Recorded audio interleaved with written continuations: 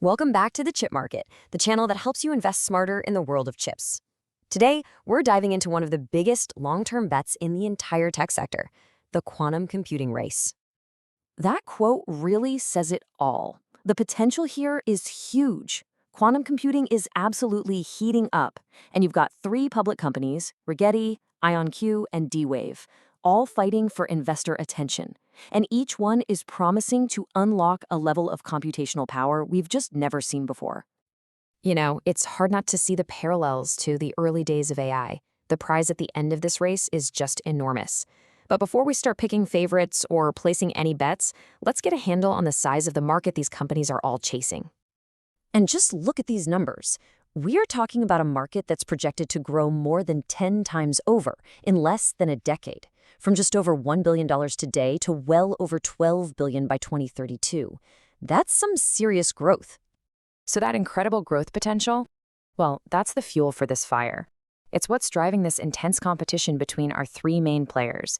And what's really fascinating is that each one is taking a fundamentally different technological path to try and achieve quantum supremacy.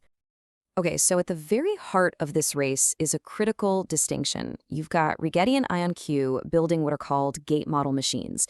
You can think of these as universal, programmable computers, kind of like the ones we use every day. But then you have D-Wave, and they're doing something totally different.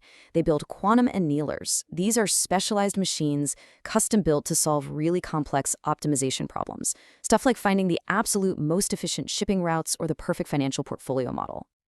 This table really lays out the core trade-offs. So look at Rigetti. Their superconducting qubits are all about speed. They're incredibly fast.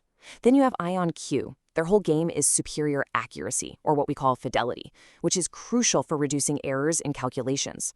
Plus, they've got this all-to-all connectivity, which basically means every qubit can talk to every other qubit, a massive advantage for complex algorithms. And D-Wave? Well, they're focused on sheer qubit count. We're talking thousands, which is absolutely vital for their specialized annealing approach. So, it probably comes as no surprise that these big technological differences lead to some very distinct business strategies for how they each plan to win the market and, actually make money. Let's start with Rigetti. Their strategy is all about being a full-stack innovator. What that means is they control pretty much everything, from chip design all the way to their own fabrication. They combine direct hardware sales to national labs with cloud services, and they are really leveraging those big government contracts to fund all this deep tech development. Now, IonQ's approach is different. They want to be the go-to platform. Their ambition is to become the Nvidia of quantum. Seriously, they want their systems everywhere, targeting a huge user base through all the major clouds, while at the same time landing these massive government and enterprise deals to validate their tech and build a really significant revenue backlog. And then there's D-Wave. Their focus is completely on immediate, tangible value. They are selling solutions to real-world business problems today. For instance, they're helping clients like Pattison Food Group optimize their grocery logistics right now. And that gives them a really clear first-mover advantage with commercial customers. Okay, in a race this long and this expensive, the technology is only half the battle. Financial endurance is just as important. So let's take a look at the war chests each of these companies has managed to build up to fund their big ambitions. And wow, the amount of capital they've raised is pretty significant. The market is clearly enthusiastic. All three have really fortified their balance sheets, securing runways that last for years. This lets them pursue their ambitious tech roadmaps without an immediate need to go looking for more cash. But you really have to say, IonQ stands apart here. After a massive $1 billion equity financing, they're now sitting on a pro forma cash position of $1.6 billion. That gives them an incredible runway to fund aggressive R&D, maybe even make some acquisitions, all without needing to go back to the market anytime soon. Now, looking at valuations, it is crystal clear the market has some sky-high expectations. All three of these companies are trading at extremely high multiples of their current sales. And what that tells you, as an investor, is that their stock prices are being driven almost entirely by future potential, not present-day performance. All right, so with all that in mind, how should you, as an investor, even begin to approach this sector?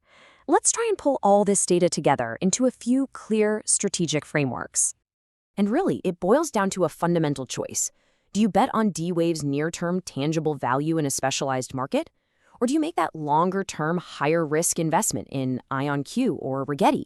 playing for that massive industry-wide disruption way down the road. This really leaves you with three potential strategies. 1, the high-risk play. You pick the single technology you find most compelling and make a concentrated bet. 2, the diversified bet. You allocate smaller positions across all three to cover your bases and get exposure to the whole sector. Or 3, the watchful waiting approach. You just stay on the sidelines, monitor their progress, and wait for a clear leader to emerge before you jump in. And that brings us to the final question, the one every investor looking at this space really has to answer for themselves. So, which approach makes the most sense to you? Are you on Team Gate Model or Team Annealing? Rigetti, IonQ, or D-Wave? We'd love to hear what you think, so drop us a comment below. For ongoing analysis of the quantum race and other key semiconductor battles, be sure to subscribe to the Chip Market. Thanks for watching.